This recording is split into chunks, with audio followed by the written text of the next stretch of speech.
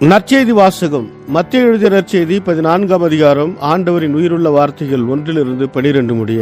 அக்காலத்தில் குறுநில மன்னன் ஏரோது இயேசுவை பற்றிய செய்தியை கேள்வியுற்றான். அவன் தன் ஊழியரிடம், இவர் திருமுழுக்கு யோவான்தான். இறந்த யோவானை கடவுள் உயிர் பெறச் செய்தார். இதனால்தான் இந்த வல்ல செயல்களை இவர் செய்கிறார் என்று கூறினார். ஏரோது தன் சகோதரரான பிலிப்பின் மனைவியாகிய ஏரோதியாவின் பொருட்டு யோவானை பிடித்து கட்டி சிறையில் அடைத்திருந்தான். ஏனெனில் யோவான் அவனிடம், நீர் அவளை வைத்திருப்பது முறையல்ல என்று சொல்லி வந்தார். ஏரோது அவரை கொலை செய்ய விரும்பினான். ஆயினும் மக்கள் கூட்டத்தினர் அவரை ஓர் இறைவாக்கினர் என கருதியதால் அவர்களுக்கு அஞ்சினான்.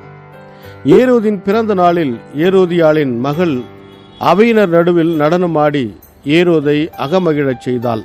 அதனால் அவள் எதை கேட்டாலும் அளிப்பதாக அவன் ஒரு வாக்குறுதியை ஆணையிட்டு அறிவித்தான். அவள் தன் தாய் சொல்லிக் கொடுத்தபடியே திருமுழுக்கு யோவானின் தலையை ஒரு தட்டில் வைத்து, இங்கே எனக்கு கொடும் என்று கேட்டாள். இதை கேட்ட அரசன் வருந்தினான். ஆனாலும் தான் விருந்தினர் முன் ஆணையிட்டதால் அதை அவளுக்கு கொடுக்க கட்டளையிட்டான். ஆள் அனுப்பி சிறையில் இருந்த யோவானின் தலையை வெட்டச் செய்தான். அவருடைய தலையை ஒரு தட்டில் வைத்து கொண்டு வரச் செய்து அதை சிறுமியிடம் கொடுத்தான். அவளும் அதை தன் தாயிடம் கொண்டு சென்றாள். யோவானுடைய சீடர் வந்து அவருடைய உடலை எடுத்துச் சென்று அடக்கம் செய்தனர். பின்னர் இந்நிகழ்ச்சியினை இயேசுவிடம் போய் அறிவித்தனர். இது வாழ்வு தரும் கிறிஸ்துவின் நற்செய்தி. கிறிஸ்துவே உமக்கு புகழ். ಮತ್ತಾಯ ಅಧ್ಯಾಯ 14 ವಚನ 1-12.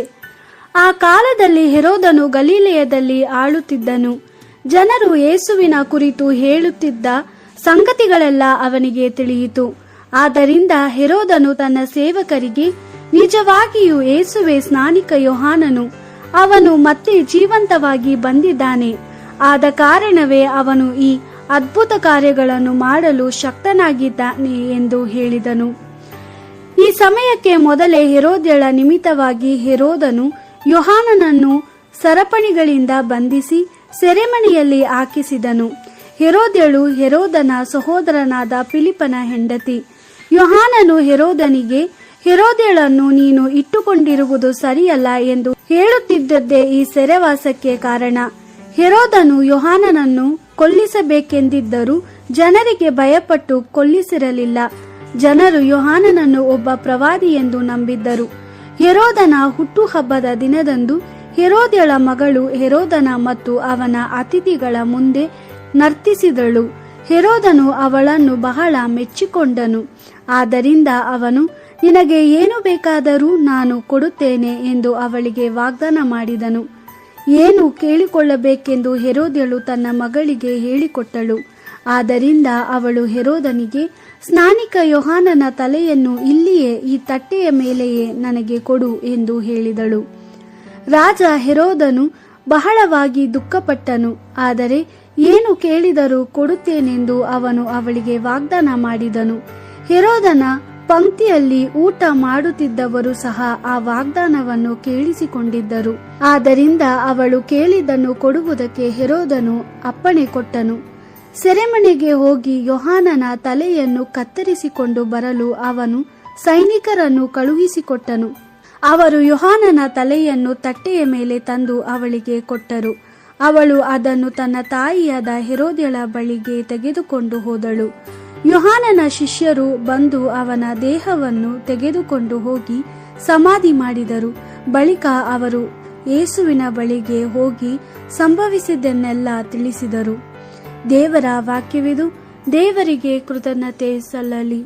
Gospel according to Matthew chapter 14 verse 1-12. At that time the news about Jesus reached Herod the Tetrarch, and he said to his servants, "This man is John the Baptist. John has risen from the dead, and that is why miraculous powers are at work in him." Herod had in fact ordered that John be arrested, bound in chains and put in prison because of Herodias, the wife of his brother Philip. For John had said to him, "It is not right for you to have her as wife." Herod wanted to kill him, but he did not dare, because he feared the people who regarded John as a prophet.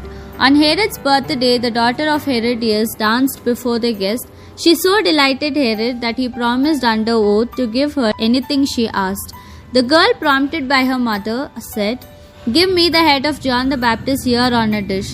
The king felt sad, but because he had made this promise under oath in the presence of the guests, he ordered it to be given her. So he had John beheaded in prison, and his head was brought on a dish and given to the girl. The girl then took it to her mother.